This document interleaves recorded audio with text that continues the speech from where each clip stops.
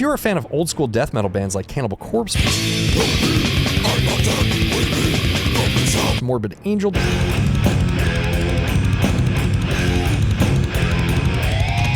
Dying Fetus,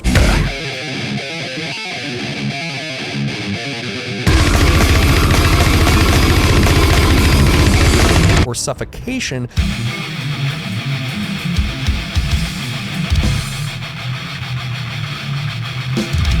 there is a good chance you have come across one of these amplifiers, either in videos or while questing for that ultimate 90s death metal tone. Well, I happened to find one for what I wish I could say was a good deal used, and I decided to check it out for myself and all of you to find out if there is really some sort of magic smoke in this amp, or if it is just going to be a plate of diarrhea shit. What's up guys, welcome to the channel. My name is Taylor, and ever since I first heard Old Dying Fetus, I've been really interested in not only the insane riffing, but also the pretty unique guitar tone. Fast forward to today, and I have more time to dive into these things, and I kept coming across this amp in forums, and also in recommendations from other metalheads, both on this channel and on my Instagram. And I mean, it might be the most notorious amp associated with death metal, other than maybe something like the Dual Rectifier, but I digress. Also, if any of you have any experience with one of these, or other recommendations on underrated metal amps that I should check out, let me know down in the comments. I really like reading your guys' stories with these older amplifiers. It's truly been one of the most rewarding aspects of making these videos. The VH140c is a pretty interesting amp and really meant to be ran in stereo as a wet-dry rig. It has 2 channels, 2 inputs, one is padded to -6 decibels, it features coarse and reverb that can be adjusted per channel. On the back it actually has a DC out so you can power your pedals from the amp itself. There is a total of 4 speaker inputs, 2 are dry and 2 are for coarse, so essentially the dry outputs will not have any coarse on them no matter how much you have it turned up. There are also all sorts of line out and preamp out options. So, needless to say, I became super curious to see how brutal of a tone you can get with one of these amplifiers, and when I saw one come up on Reverb after scouring the internet for months, I pulled the trigger and paid way too much money for it, but you know, this is for science. So we're gonna demo this in a mix, plug it in and feed it some chugs, and then I'll give you guys my thoughts and feelings on using it and owning it after years of obsessing over having one.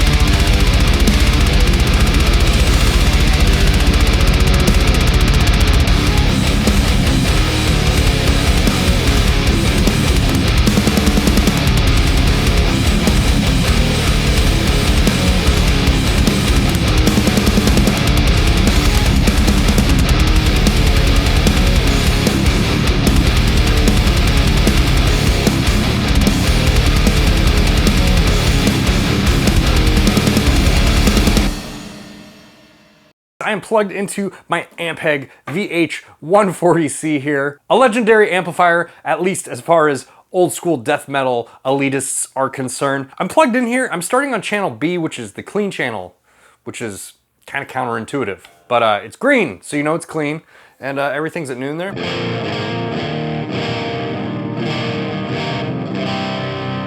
And it's a little bit crunchy, you know. I have the gain at like noon though. I mean, if I turn the gain down quite a bit. I really don't know why I'm demonstrating a clean tone. I know most of you are not here for the clean tones, but you know, I'm here. Might as well, right?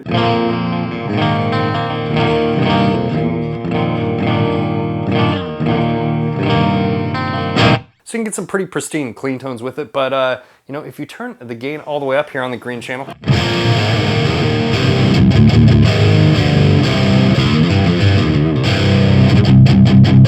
pretty pushed sound, not super distorted, but you know, it's kind of pushed. We could try throwing an overdrive in front of that here in a minute. I don't have any pedals plugged in at the moment. I tried plugging a noise gate in, and funny enough, it actually made more noise then it reduced.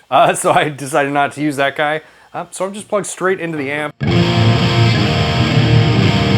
And these amps do come with reverb and course, and I wish I could demonstrate the reverb to you. It looks like it's on here. It's controlled by a foot switch, which I don't have. The light is on, so I'm assuming it's on, but when I turn the reverb all the way up, I don't really get anything. My reverb tank is probably broken on this guy. Sorry. Now, something really important to get into here before I show you guys the course. There are a total of 4 outputs for speakers on the back of this guy. There are 2 70-watt amplifiers running in stereo on this, and each output has both a dry output and a wet output. And one of the really interesting things about these amplifiers is they are meant to be ran in dry wet rigs. If you're not sure what a dry wet rig is, it's okay. I'm not really sure either, but just to try to summarize it, it is essentially a rig where you split your signal chain. One will run through just your amp with no effects, like no reverb or delay, or in this case, course on it. And the other signal will run with those wet effects on it, and then you sort of blend the two together. And with that being said, also one of the things that I will address with this amplifier is you always hear people talk about how they are not loud enough, and probably what those people are doing is only running one side of this amplifier into a 4x12 or something like that. The way that I have this hooked up is I have this Marshall cabinet running in stereo. I am only miking one speaker, but it is running in stereo. The side that is being mic'd up is the course output, so we can engage the course on that side. The other side is running with a dry output, and that way you are actually using the full 140 watts out of this amplifier. If you just run one output, you are only running 70 watts, so take from that what you will. It is definitely loud, as you can see with the dB meter up there as we get into it. You'll be able to look at that and kind of tell how loud it is in the room. But yeah, course. Pull this little guy here.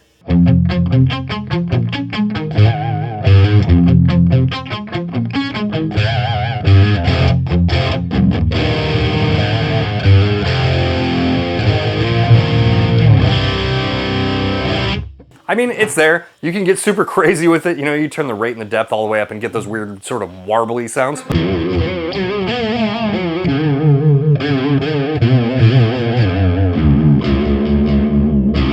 You know, if you want your guitar to sound like a funhouse mirror, there you go. We're gonna turn that guy off for now. I think we've all had enough of the clean channel, right? Like, that's it. Let's go over to the distortion. It does use these pots that pull out to switch channels. I'm not a big fan of these. I'd rather have like an actual switch, but you know, what are you gonna do? Everything's at noon.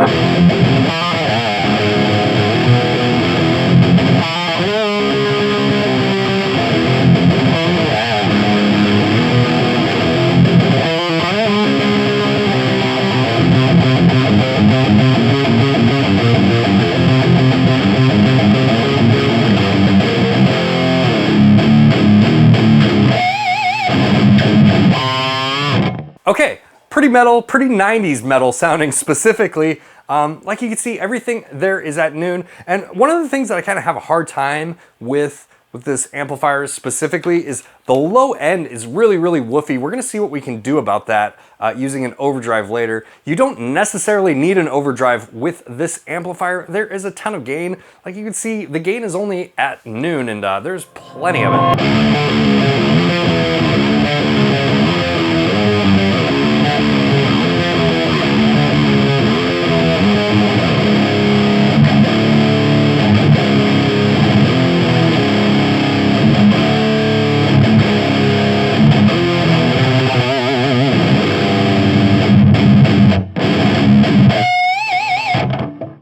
Plenty of gain to go around, plenty of gain for squeals and stuff like that. So let's dial those knobbies there.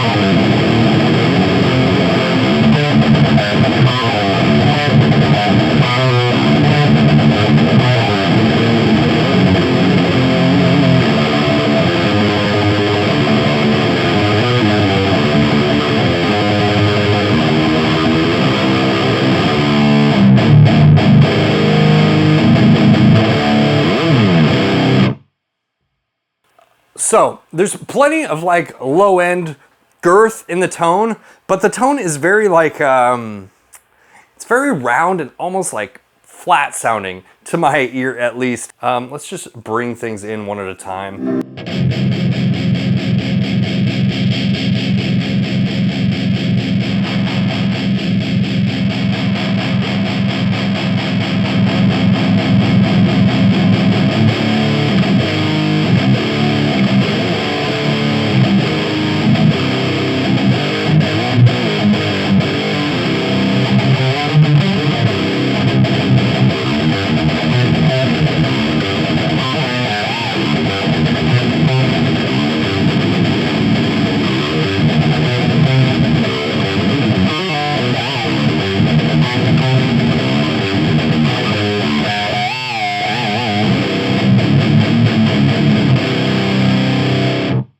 Yeah, it's just really, I don't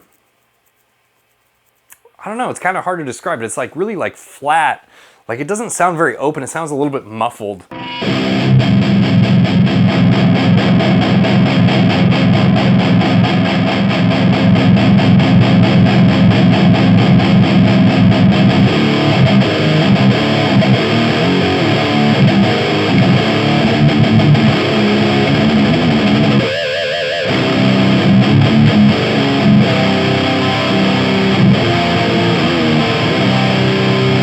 And there's no presence knob or anything like that with this amplifier, so it's not like I could just, you know, open it up with a presence knob, but let's try using some different pedals and see what happens. First thing we'll do here is we'll plug in this overdrive pedal. I turned the gain down a little bit preemptively.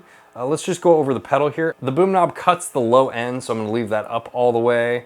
I'm gonna leave the low and the high at noon right now. We're gonna put the gain all the way down. We'll leave the bite all the way up, and we'll leave the level all the way up. The clipping mode won't matter because we don't have the gain up at all right now. So let's turn that on and just see what that does to it.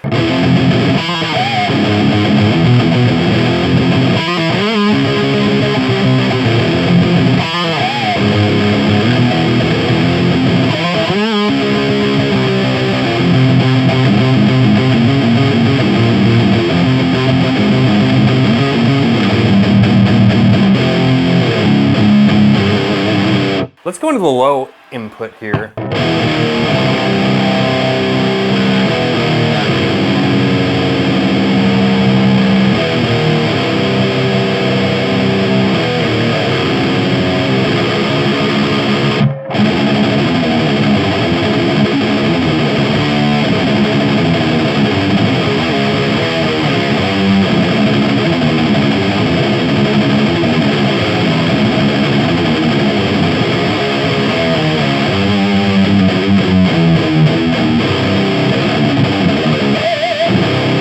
I did scoop out some of the low end. I have the low knob up here, and then I just, you know, used this boom knob to cut a little bit of the low end just to get it a little bit more under control. It's very like wompy sounding, or, you know, it's very like boomy sounding, and I just found that to be a good balance of like keeping the low end there so it's thick sounding, but not so it's just like kind of floppy and out of control.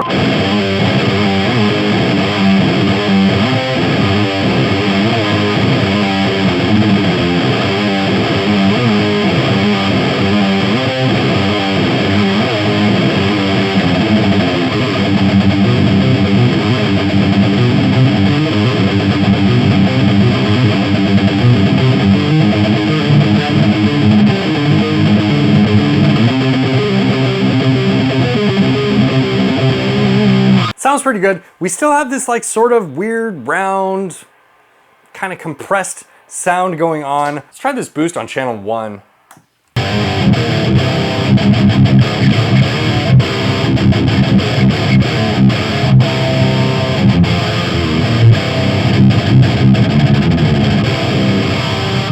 Channel 1, actually channel B, excuse me, the clean channel, the green one. It sounds a lot more open than you know, the lead channel, which is the one people use, the one that made it so popular.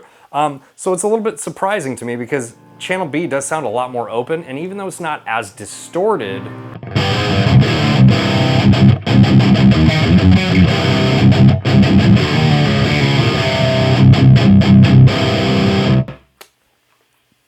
pretty beefy, man. Okay, let's go back to channel A here. It's pretty heavy, but I feel like it could be heavier. Let's get a octave pedal. I just happen to have one right here.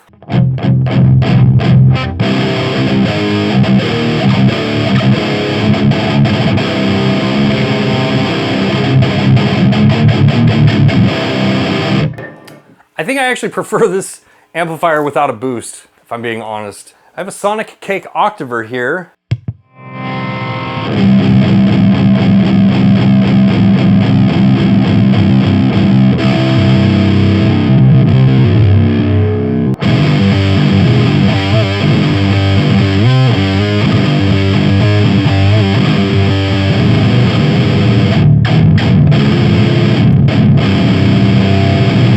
Kind of fun, it's kind of heavy, but yeah, I think I just prefer going directly into the amplifier.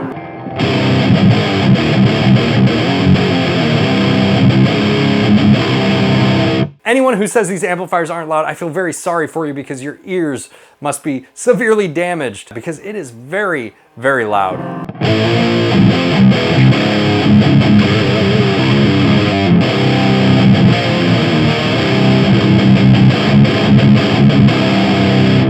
I could understand people getting lost in the mix of their band though, because like I said before, it's a little bit, I don't know if muddy is the word that I would use to describe it. It's just a little bit not open.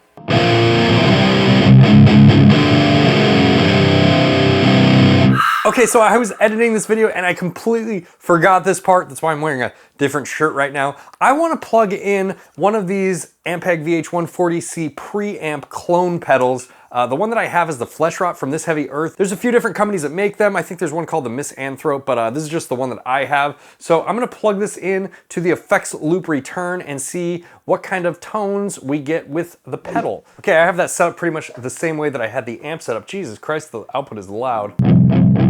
So much output.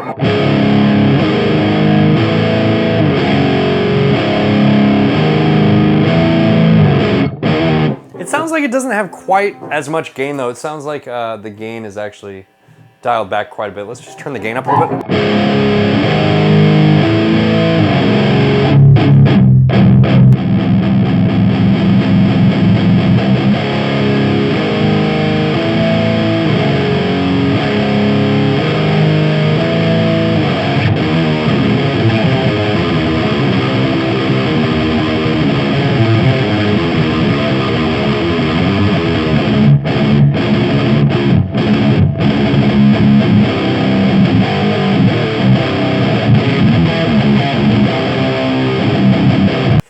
It sounds a little bit darker to me.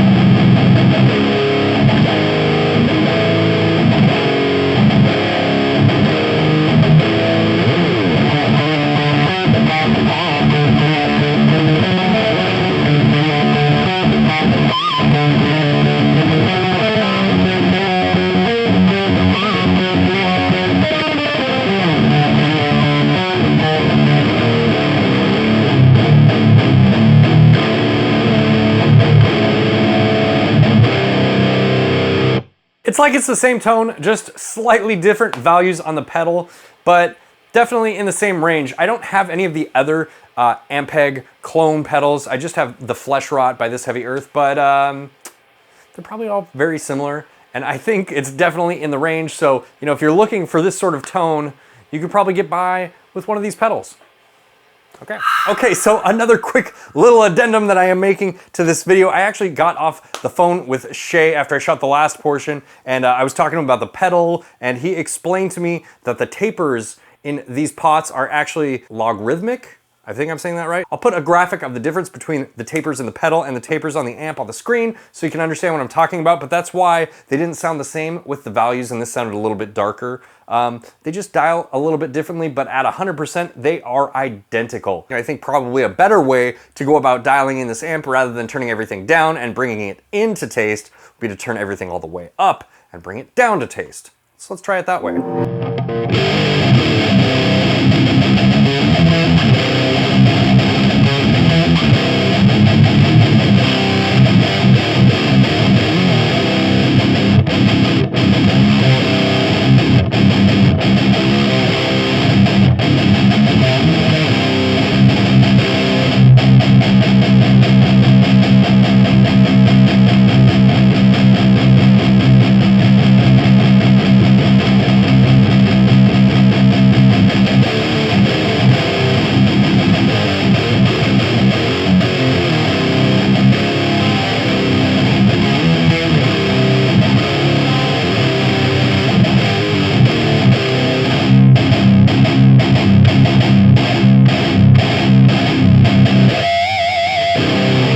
That does actually sound much more full and open to me.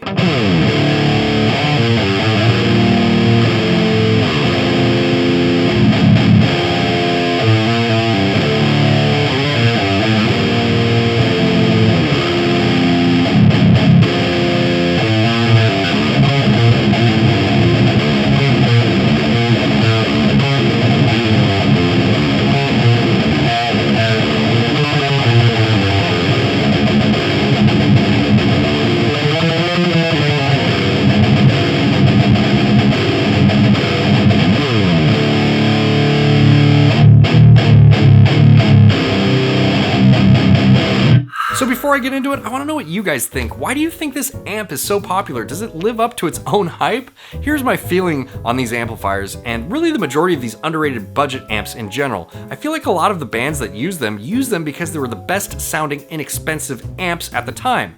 Don't get me wrong, there is a tightness element to playing solid state amp. I love amp that really lends itself to extreme music, but if I was gambling on this, I would say that the main motivation for using these was financial. That goes for the valve states and the crates as well. I think the fact that they have this cult following now and are certainly no longer inexpensive is because the bands made them popular. Think about it, it's 1996 and you're in some dingy basement watching Dying Fetus shred and see an Ampeg logo on John Gallagher's amp and think to yourself, that must be where the tone comes from. And you wouldn't be wrong, but I think it's probably more of the case of the band making what they had work. And with that being said, I think this amp is great. I would think it would be much greater of an amp for half of what I paid for it, but I'm sure a lot of people feel the same way about their 5150s. A huge criticism that you will see with these amps is that they have that solid state problem where they get really muddy the louder that you push them, and that they don't sound good at high volumes and really can't keep up with the drummer. And I would be curious as to which cabs the people that leveraged those criticisms were playing through, and if they were using the full output versus only one of the channels and running this thing at half of its capacity. In my experience, this amp is just as loud as any other tube head I've ever played, and I didn't notice a huge difference in tone as I turned the volume up. Now on the other end, you have the diehards who claim that this is the holy grail amp with incredible tone, and I felt like the tone was fine. I mean, it was really fun to play, and it definitely sounds brutal, but it sounded sort of limited to me, almost like it had some sort of built-in low pass. I think the best demonstration of this is just by switching to the green channel. By comparison, the green channel sounds really open and crisp and punchy, and it has significantly less distortion. Maybe the thought here is that the lead channel should be tighter and not have as much high end, but I really feel like it limits it in a way that isn't necessary. But overall, I really like this amp. And if I'm being totally honest, I can't tell how much of that is just the mojo that this amp commands, or how much of it is just the amp itself. Alright guys, if you've made it this far, thank you. If you like what I do here, let me know by hitting the like button, leaving a comment, or using the new thanks button on the scroll bar. If you haven't noticed, there's a thanks button now. If you really like what I do on my channel, check out my Patreon or my YouTube membership, and until we meet again, it's been real. Bye guys.